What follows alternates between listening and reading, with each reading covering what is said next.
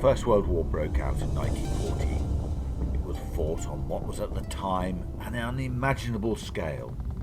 Literally, millions of men fought in all corners of the world, but the main feature everywhere was trench warfare. Cannon, or artillery, had been around in Europe for 600 years, since the dawn of the gunpowder age of warfare. In the past, it took a long time to load them, but now they could be loaded and fired much more quickly. As a result, men advancing in the open were extremely vulnerable to artillery fire, which was responsible for more wounds than any other weapon used during the war. Another of the new military technologies that made an immediate impact on the way the war was fought in 1914 was the machine gun. The idea of a machine gun had been around for many, many years, but in the run-up to World War I, it took an American fairground ride designer, Hiram Maxim, to produce a design that really worked well. In fact, both the British and the German machine guns were designed by him. So, Felicity, what was the big difference between the rifle and the machine gun?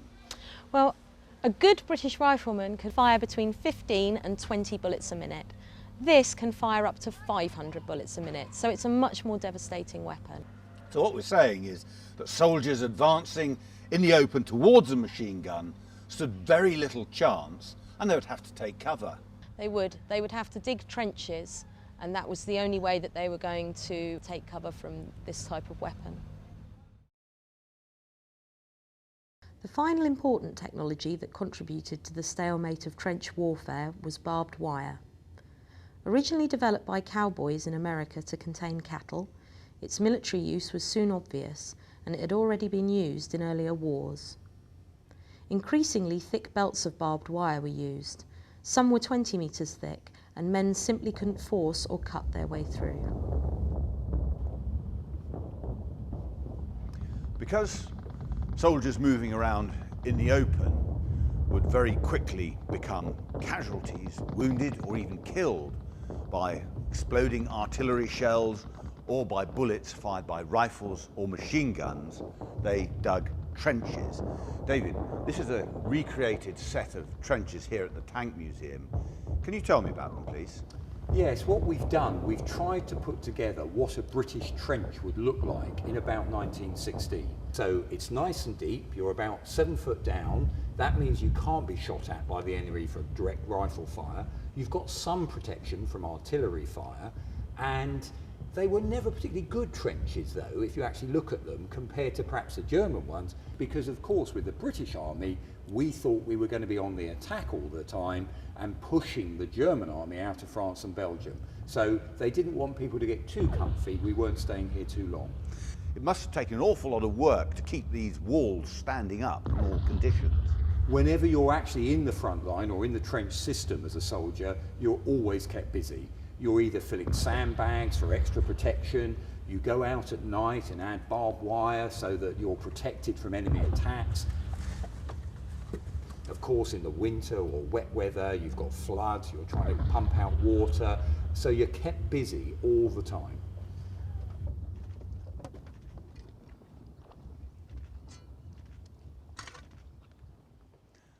Until a way could be found of breaking the state of deadlock in the trenches, which stretched for 350 miles from Switzerland and south up to the North Sea, the soldiers were essentially stuck in the trenches.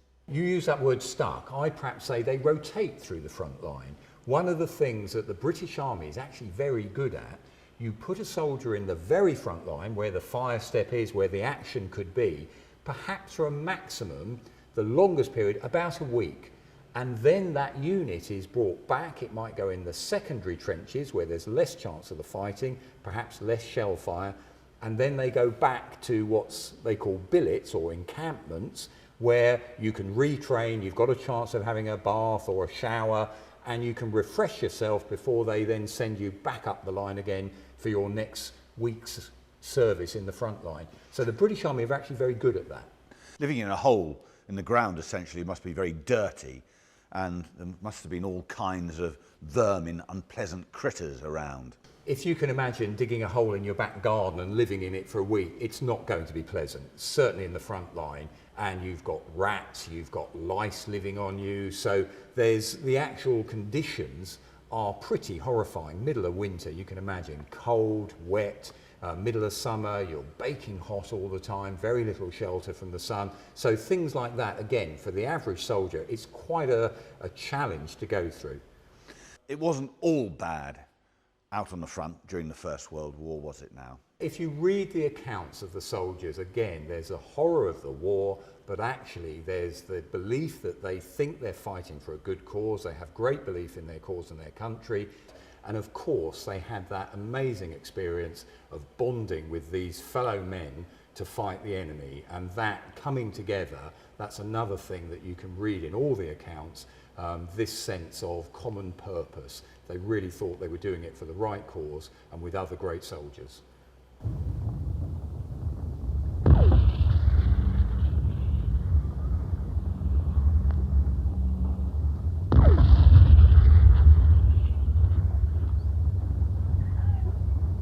One of the new weapons that were developed by the Germans to break the enemy trench line was poison gas. It was a fearful weapon, and soldiers who breathed in the gas suffered very bad injuries.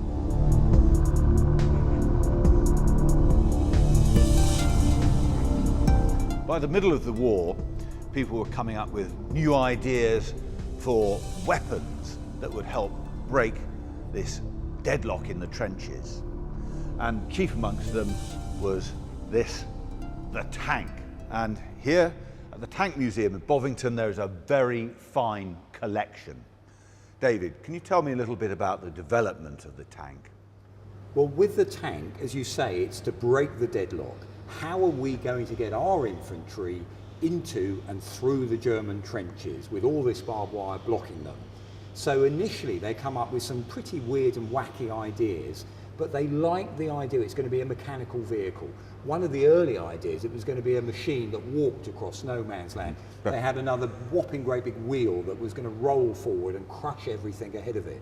But they then come up with this, the classic shape, the rhomboid shape we call it, of the First World War tank. And the idea there is, as it rolls forward, it will crush the wire under its tracks, flatten it out, and our soldiers can follow on behind and get into the German trenches without being held up, mown down by machine gun fire or hit by artillery fire. So that idea meant we brought mobility, movement, back onto the battlefield. The tank was introduced in 1916, but by 1918 it had developed into a real war-winning weapon. Yes, the tank with other new weapons like aeroplanes, new tactics, new ways of using things we had already like artillery, new infantry, ways of attacking, all coming together. That is what was making the British Army successful in beating the German Army later on in 1918. Should we have a look inside one? Yeah. So as we climb in, mind your head.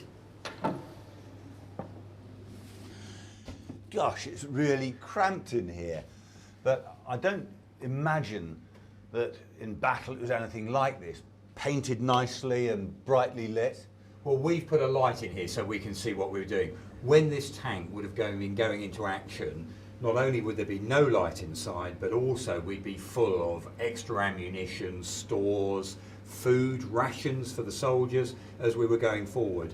And of course, the other thing is, you've got 8 men in here to crew the tank. That's in this very small cramped. tank. It is. You've got 2 guys on either side to man the guns, so 2 on either side, and you need 4 soldiers just to drive it. 2 at the front and 2 at the back. I'm pretty much in one of the positions.